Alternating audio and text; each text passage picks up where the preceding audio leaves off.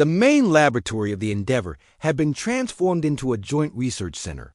Human and ethereal equipment sat side by side, creating a strange mixture of angular metal devices and flowing crystal formations that pulsed with soft light. Dr. Lisa Carter worked alongside Kai, the ethereal science officer. Their two species collaborating for the first time in history. Jake stood near the central table where the alien data core rested, its surface still shifting like liquid metal. 3 days had passed since Commander Zara had seen her portrait in his quarters, and the mystery had only deepened. The temporal implications kept everyone awake at night, trying to understand how such a thing was possible. The temporal distortion. Readings are off the charts, Dr. Carter announced, studying the readings on her scanner. The gravitational fields from the 3 stars in this system create a unique phenomenon. Kai nodded, his elongated fingers dancing over a crystal control panel. Our ancestors were drawn to this region because of the temporal anomalies. They believe that time flows differently here, creating pockets where past and future can overlap. Captain Brooks paced behind them, her expression tense. Are you saying that time travel is possible in this system? Not travel exactly, Kai. Explain. Think of time as a river. In most places, the water flows in one direction.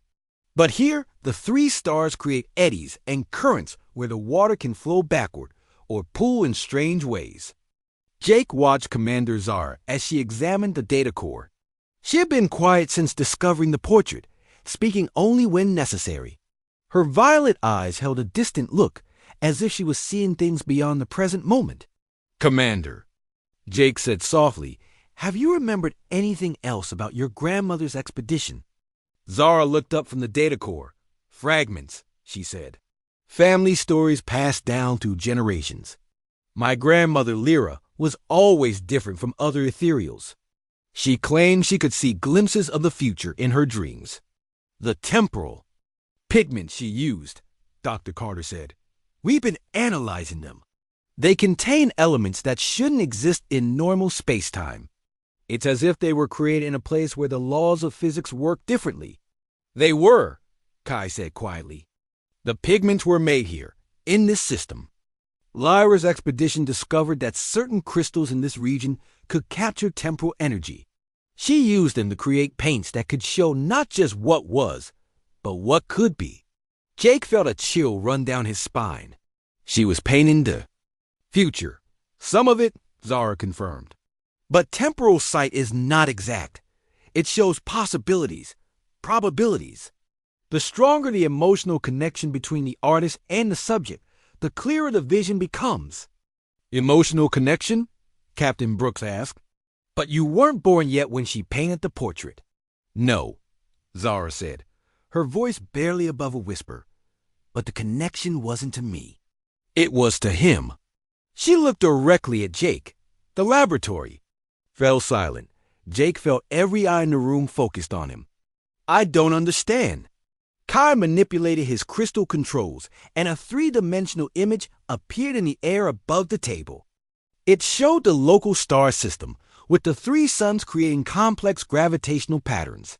The temporal distortions in this system work both ways, Kai explained. Future events can cast shadows backward in time, especially events with strong emotional resonance. Lyra didn't paint your portrait because she could see you, Commander. She painted it because she could sense the emotional impact of your eventual meeting with Lieutenant Morrison. Dr. Carter shook her head in amazement. You're saying that their future relationship somehow reached back through time? Love is one of the strongest forces in the universe, Zara said simply. It can transcend space, time, even death itself. My grandmother was sensitive to such things. Jake's heart skipped a beat. Love? Zara's cheeks darkened slightly, the luminescent patterns on her skin shifting color. The portrait changes when you look at it because it reflects the emotional state of both the viewer and the subject.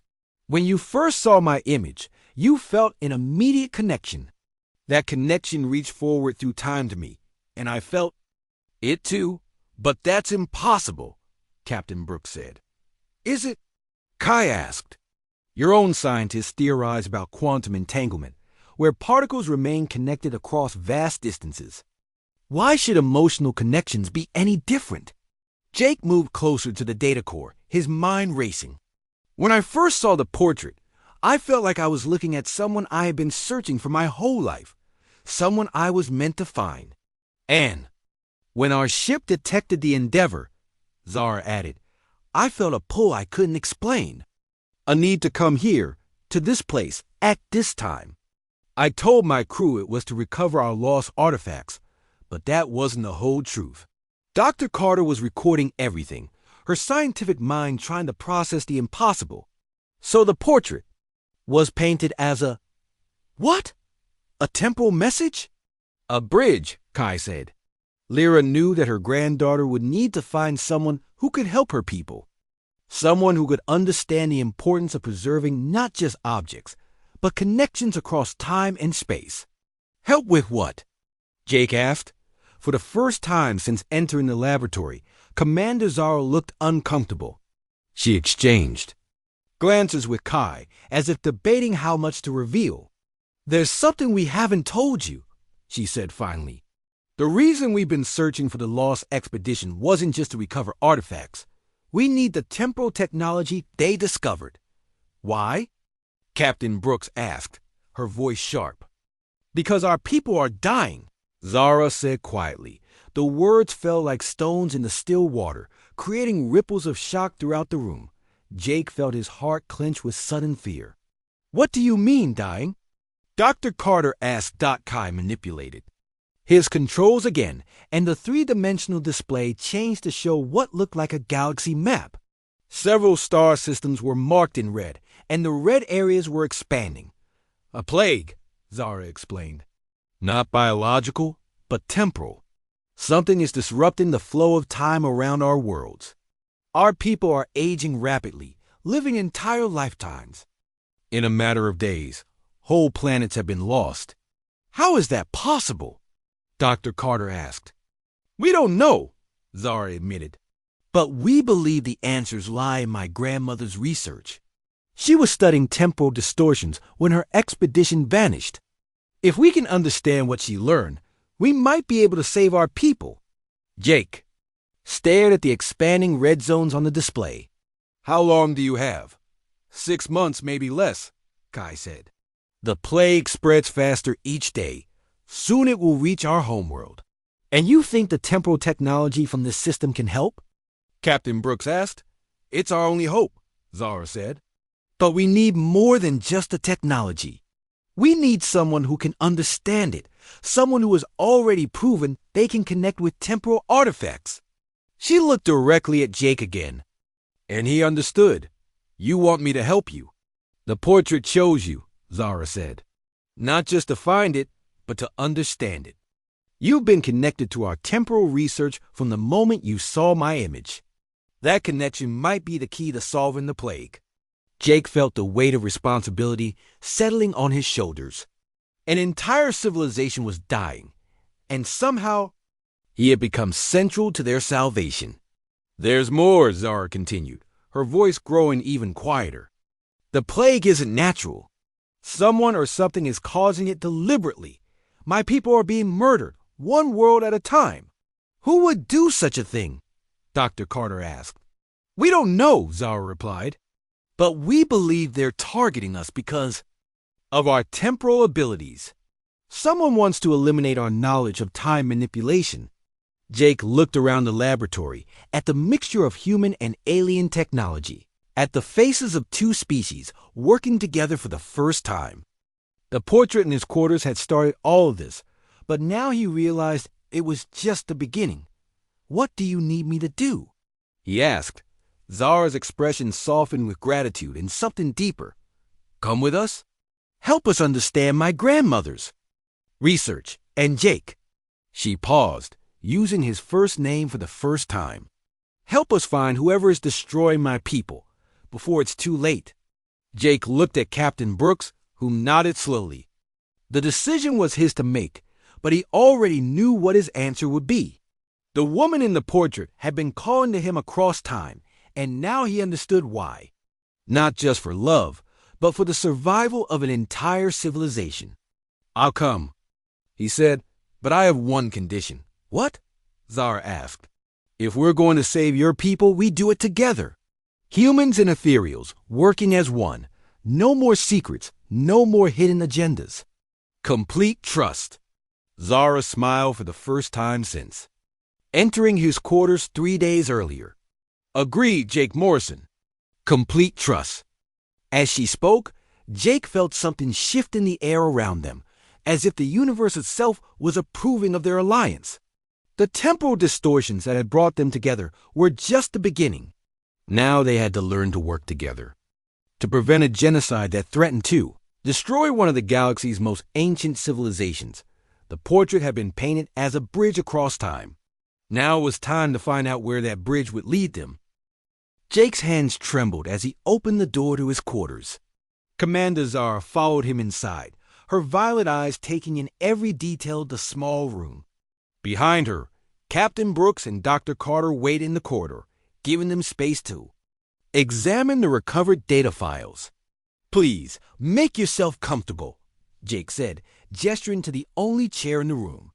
His voice sounded strange to his own ears, tight with nervousness. Commander Zara moved with fluid grace, her luminescent blue skin casting a soft glow in the dim light of his quarters. She was even more beautiful up close than Jake had imagined an alien could be. Her silver hair seemed to move on its own, like water flowing in slow motion. "Your living space is quite compact," she observed, settling into the chair with elegant poise. "Human ships are built for efficiency. Space is limited on exploration vessels," Jake replied, trying to keep his voice steady. He moved to his desk and activated the computer terminal. "The portrait files are stored in the main database. I can show you all of them if you'd like." "That would be helpful," Zara said, but her attention seemed focused on something else. Her eyes swept across his desk, taking in the personal items scattered there. A photo of his family back on Earth, a small collection of books, and his duty logs. Jake's heart pounded as he realized what she would see when he activated the display. The portrait of the mysterious woman was set as his default background image. There would be no hiding his obsession with the beautiful alien face. "Computer, display alien portrait database," Jake commanded, his voice barely above a whisper. Screen came to life, showing a grid of portrait thumbnails. Hundreds of alien faces looked back at them, each one unique and beautiful in its own way. But Jake's eyes went immediately to the portrait that had captured his attention. Weeks ago, the woman with luminescent blue skin and violet eyes. Commander Zara leaned forward, studying the display with intense concentration. "These are remarkable," she said softly. "My grandmother was truly gifted." Each portrait captures not just appearance, but the essence of the person. "They're incredible," Jake agreed. "The detail is beyond anything we can create with our technology." The portraits were painted with temporal pigments, Zara explained, materials that exist partially outside normal time. They can show not just how someone looks, but how they feel, what they hope for, what they fear. Jake selected the portrait of the woman that had haunted his dreams. The image expanded to fill the screen, and he heard Commander Zara draw in a sharp breath. "This one," Jake said, his voice thick with emotion. "I've been studying this one in particular. There's something about her expression that seems to change depending on when I look at it." Commander Zara stood up slowly, her eyes fixed on the portrait. Her face had gone pale, and her hand shook slightly as she reached toward the screen. "Computer, enhance image resolution," Jake commanded. "Show full detail." The portrait became crystal clear, every detail visible. The woman's blue skin had intricate silver patterns that looked like constellations. Her hair flowed like liquid Mercury. Her violet eyes held depths that seemed to go on forever. Commander Zara stepped closer to the screen, her breath coming in short gasps. "No," she whispered. "This is impossible. What's wrong?" Jake asked, alarmed by her reaction. Zara's hand pressed against the screen, her fingers tracing the outline of the woman's face. "This portrait ... it cannot be. Do you know who she is?" Jake asked eagerly. I've been trying to identify her for weeks. Commander Zara turned to face him, her violet eyes wide with shock and something that might have been fear. Lieutenant Morrison, how long have you been studying this image? Since we found the derelict ship 3 weeks ago, Jake replied. Why? What's wrong? Zara's voice was barely audible. This portrait shows me. Jake felt the world tilt around him. What do? You mean? Look at my face, Lieutenant. Look at my eyes, my skin, my hair, then look at the portrait. Zara's voice was steady now, but Jake could see the tremor in her hands. They are identical. Jake's eyes moved between Commander Zara and the portrait on the screen. The similarities were unmistakable. The same luminescent blue skin, the same silver hair, the same violet eyes. But how could that be possible? The portrait shows you, Jake said slowly, but it's over 300 years old. Exactly, Zara whispered. My grandmother painted this portrait 3 centuries before I was born. The implications hit Jake like a physical blow. She painted the future. She saw you before you existed. The temporal pigments, Zara said her voice growing stronger. My grandmother believed that truly gifted artists could see across time, not just space. She painted what she saw in her visions, not what existed in her present. Jake stared at the portrait again, his mind reeling. But why? Why would she paint a portrait of someone who hadn't been born yet? Commander Zara was quiet for a long moment, her eyes fixed on the image. I think, she said finally, she was trying to tell us something, a message across time. What kind of message? I don't know yet. But Lieutenant, there's something else you need to understand. Zara's voice became formal, almost ceremonial. This portrait wasn't just painted randomly. It was placed in that data core for a reason.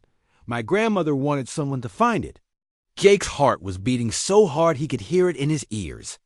Someone like me? Perhaps? Zara studied his face with the same intensity she had shown the portrait. Tell me, Lieutenant, what did you feel when you first saw this image? Jake hesitated. The truth seemed too personal, too intimate to share with someone he had just met. But something in Zara's expression told him she already knew the answer. I felt connected, he admitted. Like she was trying to communicate with me across time, like she was waiting for me to find her. Zara nodded slowly. The temporal pigments respond to emotional resonance. They show different aspects of the subject depending on who is viewing them. Most people would see a simple portrait. But you ... double quotes. She paused, searching for the right words. You saw something more. I saw her emotions, Jake said. Sadness, hope, longing, as if she was searching for something. As if she was searching for someone, Zara corrected gently. The small room felt charged with electricity. Jake could barely breathe as the full meaning of her words sank in. Commander, he said. Carefully, are you saying that your grandmother painted this portrait knowing that I would find it? I'm saying that temporal art works in mysterious ways, Zara replied. My grandmother may have seen more than just my face. She may have seen the circumstances of our meeting. Jake looked at the portrait again, and this time he saw something new in the woman's expression. It wasn't just sadness or hope, it was recognition, as if she was looking directly at him, across 3 centuries of time. Why me? He asked. I'm just a communications officer on an exploration ship. Are you? Zara asked. Or are you the person who was meant to find this image? The person who could understand what others could not? Before Jake could answer, the ship's communication system crackled to life. Commander Zara, please report to the bridge, came Captain Brooks' voice. We have a situation. Zara straightened, her formal demeanor returning. I must go. But Lieutenant, I want you to understand something. This meeting, you finding the portrait, us arriving at this exact moment, none of this is coincidence. What? Are you saying? I'm saying that my grandmother's expedition wasn't lost by accident. They were following temporal readings, searching for something specific, and I believe they found it. Jake's mind raced.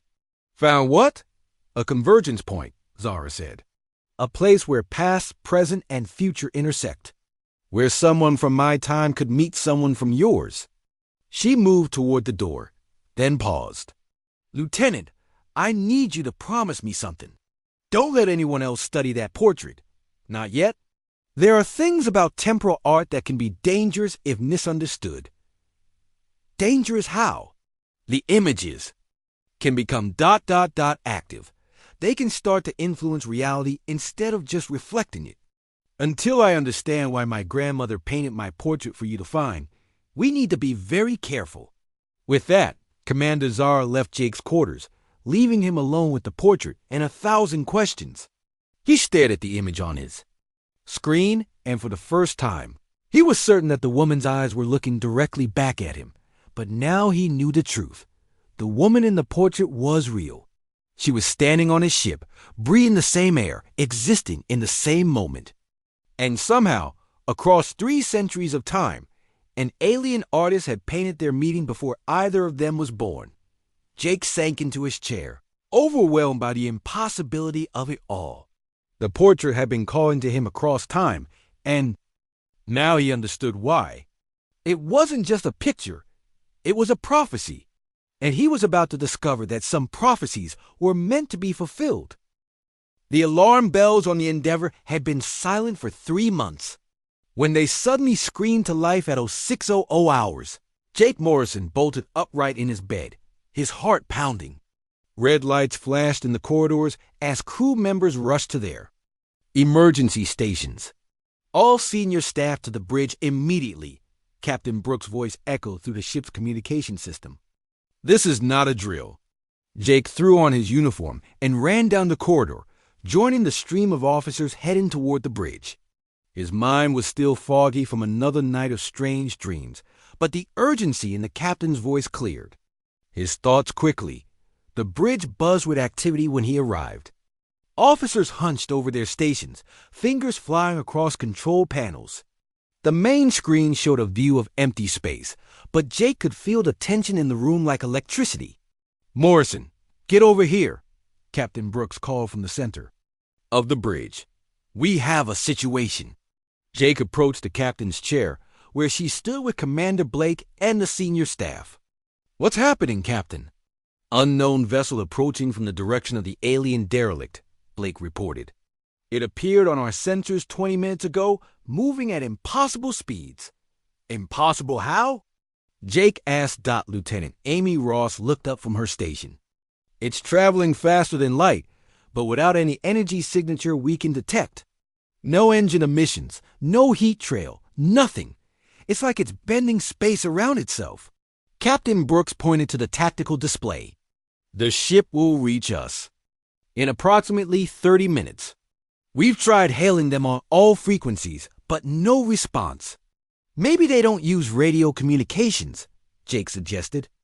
The derelict ship had communication systems we couldn't understand. That's what I'm hoping, the captain said.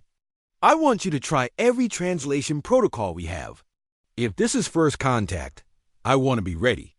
Jake moved to the communications station and began working. He pulled up all the data from the alien derelict, searching for patterns that might help them communicate with the approaching ship.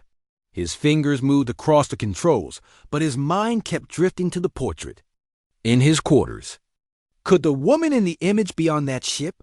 Captain, the vessel just dropped out of faster-than-light travel, Ross reported. It's 2,000 kilometers off our bow and closing slowly. On screen, Captain Brooks ordered.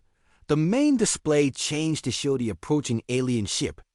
Jake's breath caught in his throat. The vessel was beautiful, nothing like the angular metal ships humans built. It looked almost alive, with smooth curves that flowed like water.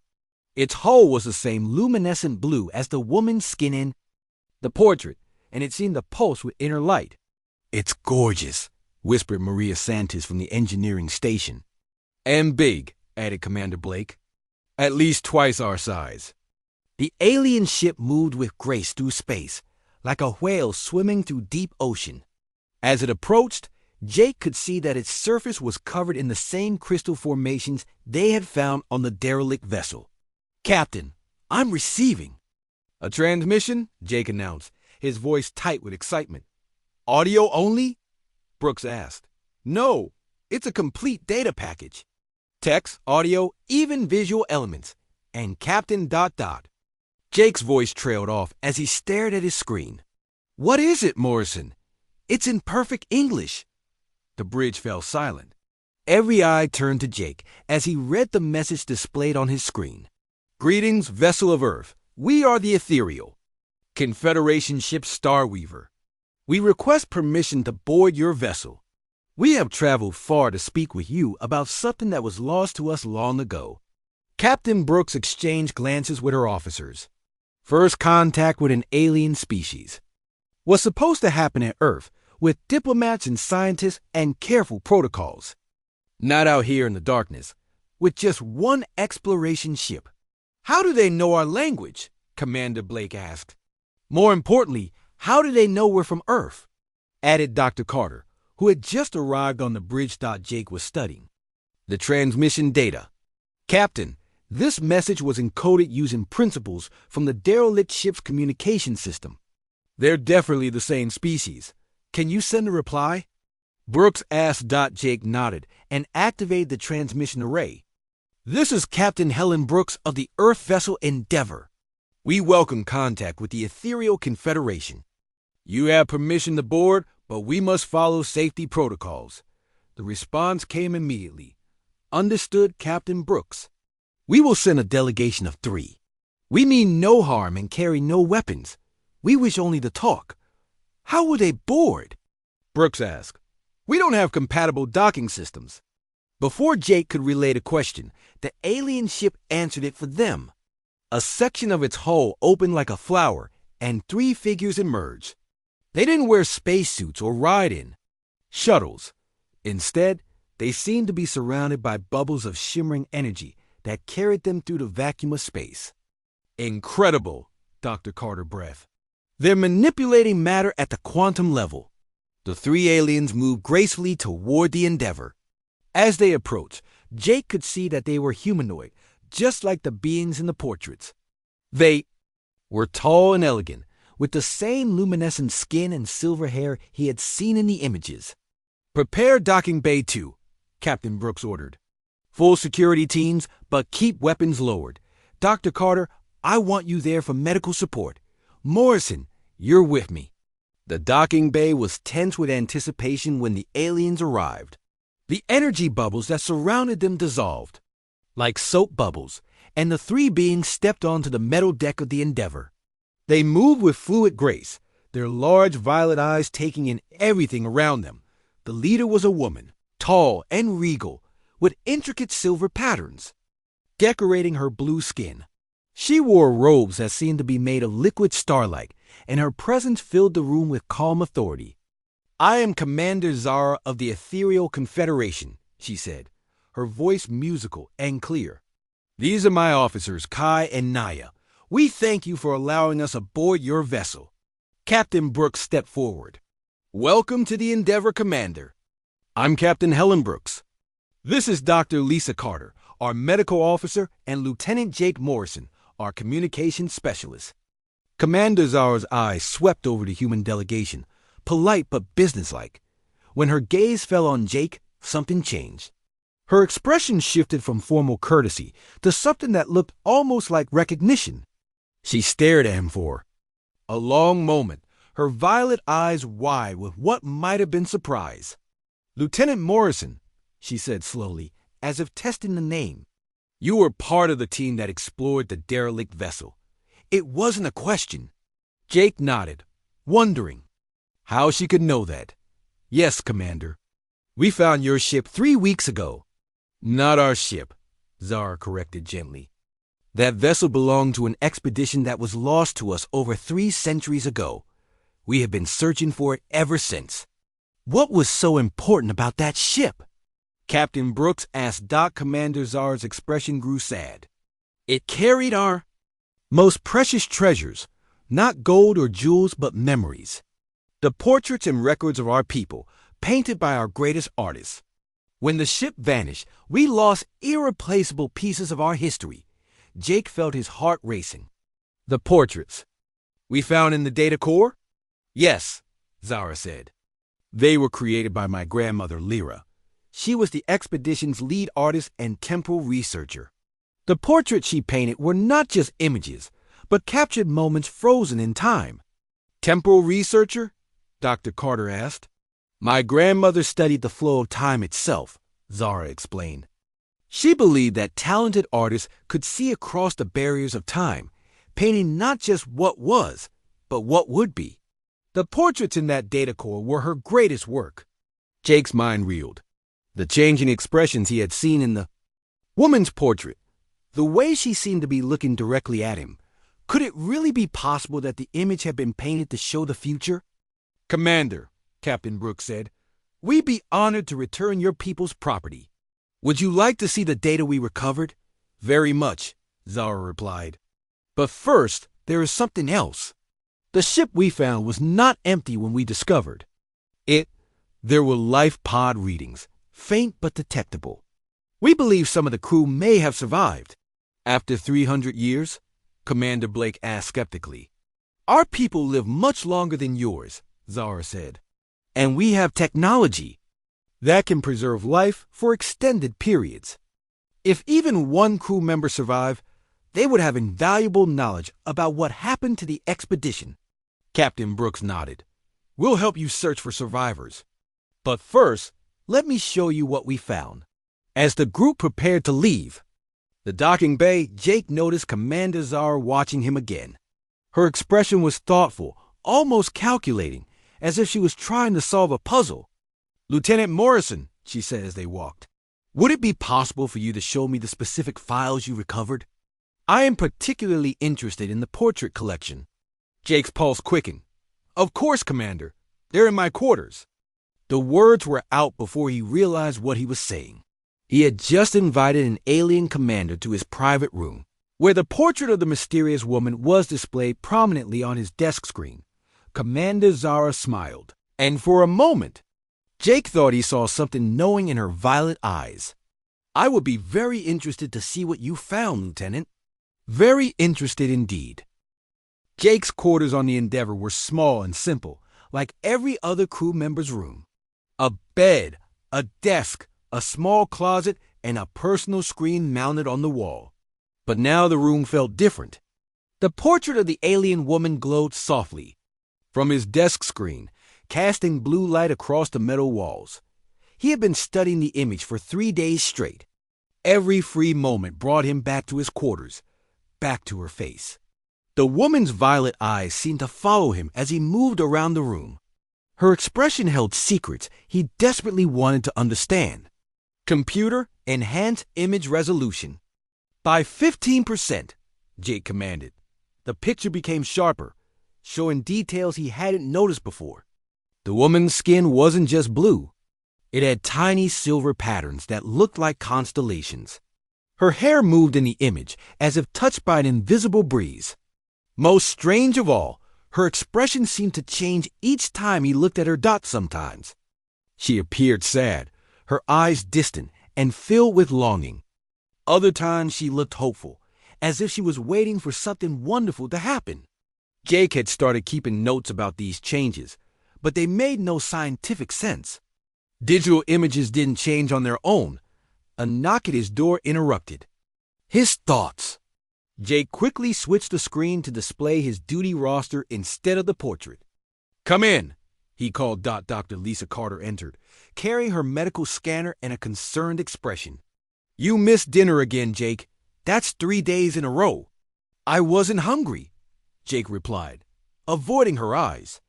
Lisa looked around the small room and noticed the alien data files scattered across his desk. Still working on the translation project? Something like that? Jake shifted uncomfortably. The official translation work had been completed days ago.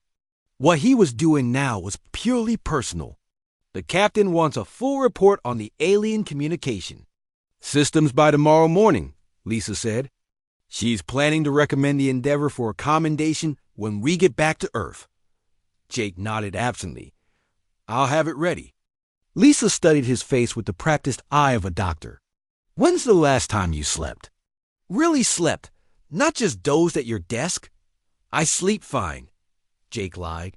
The truth was, he had been having the strangest dreams. Every night, he found himself walking through alien landscapes under purple skies. The buildings were made of the same floor and metal as the derelict ship, and crystal formations grew everywhere like flowers. In these dreams, he was always searching for someone, though he never found her. Jake, I'm worried about you, Lisa said gently. You've been different since we boarded that ship. Distant. Obsessed with something. I'm fine, Jake insisted, but his voice lacked conviction. Lisa activated her scanner and pointed it at him. Your stress levels are through the roof. You're running on stimulants and caffeine. This isn't healthy. It's just work, Jake said. The alien data is fascinating. There are patterns in their communication that suggest a completely different way of thinking about reality. Show me, Lisa said, settling into the chair beside his desk. Jake hesitated. He didn't want to share the portrait with anyone else. It felt too personal, too private. But Lisa was a friend, and she was clearly worried about him.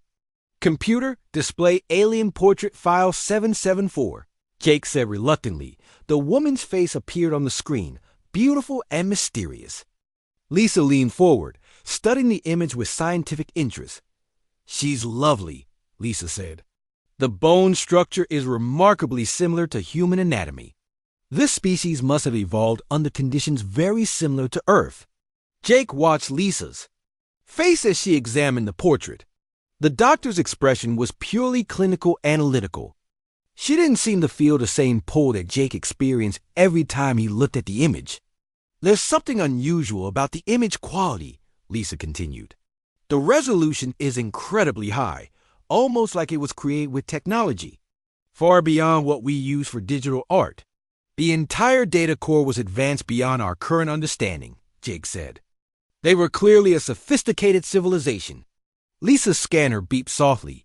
Jake, your heart rate just spiked. Are you feeling all right? He was looking at the portrait again, and once again her expression seemed to shift. This time she looked directly at him, her violet eyes filled with something that might have been recognition. I need to get back to work, Jake said quickly, turning away from the screen. Jake, listen to me, Lisa said, her voice taking on the firm tone she used with difficult patience. I've seen this before. Sometimes when people spend too much time studying alien artifacts, they begin to develop psychological attachments. It's a form of projection. What are you talking about? You're assigning human emotions and reactions to an alien image. Your mind is trying to make sense of something completely foreign by treating it as if it were human. It's a natural response. But it can become unhealthy if taken too far. Jake wanted to argue, but part of him knew she was right. He had been spending too much time with the portrait. But every time he tried to focus on something else, his thoughts drifted back to the woman's face. Maybe you're right, he said finally. I should take a break from the translation work. Lisa smiled with relief. Good. Why don't you come to the rec room tonight? Tony's organizing a poker game. Maybe later, Jake said, but they both knew he wouldn't come. After Lisa left, Jake sat alone in his quarters, staring at the blank screen. He told himself he wouldn't look at the portrait again. He had work to do, reports to write, a life to live. But an hour later, his hand moved to the controls almost without conscious thought. Computer, display alien portrait file 774. The woman's face appeared again, and Jake felt his heart skip. This time her expression was different. She looked worried, almost frightened. Her eyes seemed to be trying to communicate something urgent. What are you trying to tell me? Jake whispered. To the image, of course, there was no answer. It was just a portrait, a digital file from a dead civilization. But Jake couldn't shake the feeling that she was real, that somewhere in the vast darkness of space, she was looking for him just as he was looking for her. He pulled up the other files from the alien data core, searching for any clue about the woman's identity. The star charts showed systems he didn't recognize. The technical diagrams depicted machines whose purposes he couldn't guess. But there were no names, no histories, no stories to explain who the woman was or why her portrait had been stored with such care. Jake's communicator buzzed. "Morrison, report to the bridge," came Captain Brooks' voice. "On my way," Jake replied. Reluctantly turning off the screen, the bridge of the Endeavor was busy with activity. Officers moved between stations, checking readings and updating navigation charts. Captain Brooks stood at the center of it all, her gray hair pulled back in a tight bun, her eyes sharp with intelligence. "Morrison, I need an update on the alien." "Communication systems," she said without preamble. Jake handed her a datapad with his official report. "The translation algorithms are making progress, but their language structure is unlike anything in our databases. It's going to take time to understand their method of communication." "How much time?" "Months, maybe years. They seem to think in concepts rather than words. It's like trying to translate music into mathematics." Captain Brooks frowned. "Command. Wants results, Morrison. The discovery of that derelict ship is the most significant first contact event in human history. We need to understand what we found." "I understand, Captain." "I'm doing everything I can." "Good. Keep me informed." She turned to address the navigation officer. "Mr. Ross, set course for the next system. We have 3 more weeks before we need to head back to Earth." Jake returned to his quarters, but sleep wouldn't come. He lay in his narrow bed, staring at the ceiling and thinking about violet eyes and silver hair. The dreams were getting stronger, more vivid. In them, he walked through crystal gardens under alien stars, always searching, always hoping to find her. When he finally drifted off, he dreamed of a voice calling his name across the void of space. It was a beautiful voice, musical and strange, and it filled him with a longing he couldn't explain. He woke with tears on his cheeks and her face burning in his memory. The portrait was becoming more than an obsession. It was becoming a need, as essential as breathing. And Jake was beginning to realize that no matter how far the Endeavor traveled, he would never be able to leave her behind. The stars looked different out here. Lieutenant Jake Morrison pressed his face against the cold window of the observation deck and watched the endless darkness stretch before him. 3 months into their mission, and space still made him feel small. The exploration vessel Endeavor moved through the void like a metal island, carrying its crew of 200 souls deeper into the unknown reaches of the Kepler system. Jake rubbed his tired eyes and checked his watch. His shift had ended an hour ago, but sleep felt impossible. The communications array had been picking up strange signals all week, fragments of what might be transmissions from somewhere ahead. Captain Brooks wanted answers, and Jake was the best they had at making sense of alien chatter. "Still up here, Morrison." Jake turned to see Dr. Lisa Carter walking toward him, her medical scanner in hand. The ship's doctor made her rounds at all hours, checking on crew members who couldn't sleep. Space did that to people sometimes. "Just thinking," Jake said. "Those signals we've been tracking are getting stronger." Lisa nodded and sat down beside him. "Any progress on translation?" "Not much. The patterns are unlike anything in our databases. It's like trying to read music written for instruments that don't exist." Through the window, a small light caught Jake's attention. It wasn't a star. Stars didn't move like that, slow and steady, against the background of space. This light was different, artificial. "Lisa, look at that." Jake pointed toward the distant glow. She followed his gaze and frowned. "That's not on our charts." Jake grabbed his communicator. "Bridge, this is Morrison. We have an unknown object off the starboard bow." Captain Brooks' voice crackled through the speaker. "On our way down, don't take your eyes off it." Within minutes, the observation deck filled with crew members. Captain Brooks arrived with her senior staff, all of them pressing against the windows to get a better look. The object was getting closer, or rather, they were getting closer to it. "It's a ship," said Commander Steve Blake, the first officer. "But look at the size of that thing."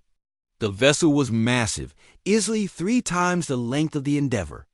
Its hull was dark metal covered in what looked like crystal formations that caught and reflected their ship's lights.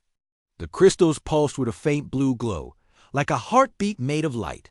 "No life signs," reported Lieutenant Amy Ross from her scanner. "No power signatures either. It's completely dead." Captain Brooks studied the alien ship through binoculars. "How long has it been drifting out here?" "Hard to say," Jake replied. "But those crystal formations suggest it's been here for a very long time, maybe centuries." The captain made her decision quickly. "Blake, prepare a boarding party." "Morrison, you're with them.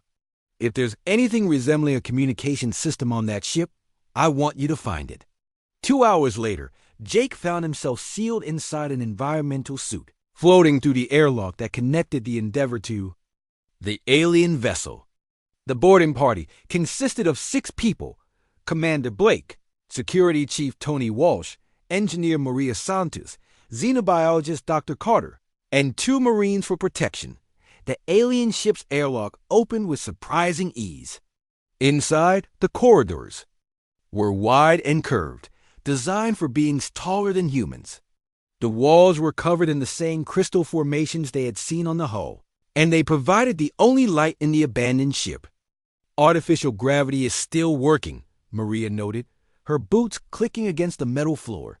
Whatever powered this ship was built to last. They moved deeper into the vessel, following what seemed to be a main corridor. The architecture was beautiful but alien, with flowing lines that made Jake think of ocean waves frozen in metal. Every surface was covered in symbols that might have been writing or decoration or both. "Over here," Dr. Carter called from a side passage. "I found something." The room she had discovered was enormous, with a ceiling that disappeared into darkness above. The walls were lined with what looked like storage units, each one sealed behind a crystal panel. In the center of the room stood a pedestal holding a device that pulsed with the same blue light as the crystals. "That's got to be their main computer," Jake said. Approaching the pedestal carefully, the device was unlike anything he had ever seen. It was roughly spherical, about the size of a basketball, but its surface seemed to shift and flow like liquid metal. When Jake reached out to touch it, the sphere responded, sending waves of light racing across its surface. "Careful," Commander Blake warned. "We don't know what that thing does." Jake pulled out his portable scanner and began running diagnostics. "It's definitely a data storage device. Massive capacity, too. There are thousands of files stored in here." "Can you access them?" the captain's voice asked through their communicators. "Working. On it." Jake connected his scanner to the alien device. The sphere pulsed brighter, and suddenly his scanner screen filled with images. Star charts appeared first, showing systems Jake didn't recognize. Then came technical diagrams of ships and machines that looked like they belonged in a dream. The images flowed past faster than he could process them, thousands of files downloading into his scanner. "I'm getting it all," Jake reported. "This is incredible." "It's like they left us a library." Dr. Carter moved closer to look at his screen. "Jake, look at this section." "These aren't star charts." Jake adjusted the display and froze. The images now showing were portraits, hundreds of them, each one showing a different being. They were humanoid but clearly alien, with features that were both familiar and strange. "They look almost human," Maria whispered. The portraits show beings of different species, all with the same general body structure as humans, but with skin colors that range from pale silver to deep purple. Their eyes were larger than human eyes, and their faces held expressions that seemed to transcend species barriers. Jake scrolled through the portraits, fascinated by each face. Then he stopped. One portrait made him catch his breath.